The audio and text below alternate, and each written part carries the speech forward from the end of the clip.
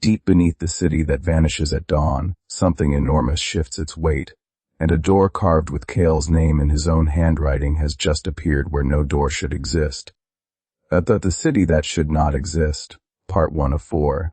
The city appears at midnight every night, without fail, and Kael has been living in it for 3 years without ever asking why it vanishes at dawn. He tells himself that is because survival does not leave room for curiosity. He tells himself that every single night, right up until the moment he finds a door in the city that has his name carved into it. The door is old, older than the building it is set into, older than the cobblestones around it, older, he realizes with a sickness rising in his gut, than he is. His name is not scratched or painted, it is carved deep into black wood that has never rotted, in letters that match his own handwriting exactly. He does not go inside, not yet. He has survived 3 years in Vale, which is what the city calls itself, in the low hum that sometimes rises from the stones. By understanding one rule above all others, do not touch anything that knows your name. He walks away from the door. He does not look back, he is already too late. The city is a place for people who have nowhere else to go, which is exactly what Kael has always been. He was orphaned at 4, placed in a boarding house in a town he cannot find on any map, educated by tutors who appeared and disappeared without explanation, handed money he never earned, given books he never requested but always needed, steered, quietly and without his knowledge, toward a life that ended here. He knows this now, he did not always. The first person to tell him the truth was a woman named Solon, who ran a stall in Vale's night market selling things that had been left behind by people who did not make it out before dawn.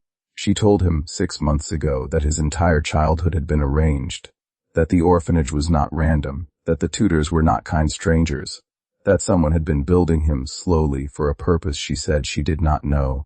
He did not believe her then, he should have. He finds her stall tonight and it is empty, not closed. The stall itself is gone. Only the outline of where it stood remains, scorched into the cobblestones in a shape that is almost but not quite a rectangle. Almost, because one corner curves inward like the outline of a hand pressed flat against the ground. He crouches over the outline, the scorch is still warm. Someone did not want Solon talking anymore, and they did it recently, and they did it in a city where violence is not easy because Vale has its own rules about what is permitted inside its borders. Whoever did this was strong enough to break those rules. He stands. He needs information. There is only one person in Vale who sells information the way Solon sold objects.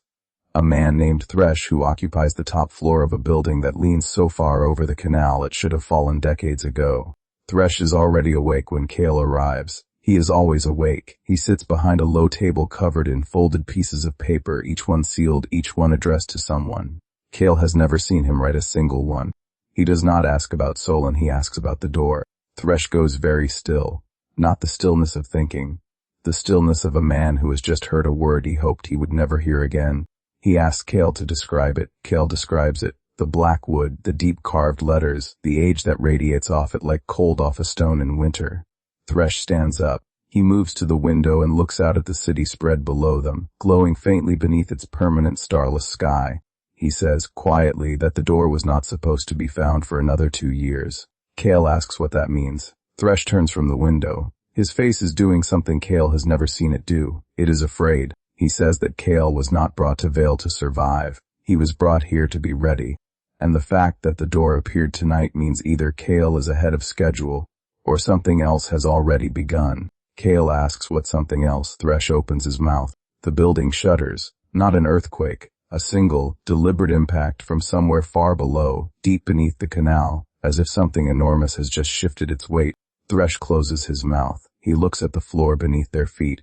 Then he looks at Kael with the expression of a man who has just realized he is standing in the wrong place at the wrong time, and says the only words that matter, it is already awake. Thresh said Kael was brought to Vale to be ready. But ready for what? And if the door appeared 2 years too early, something has already begun moving beneath the city, and it knows his name. That's it for part 1. Follow Untold Lores for part 2. Like and subscribe for daily stories.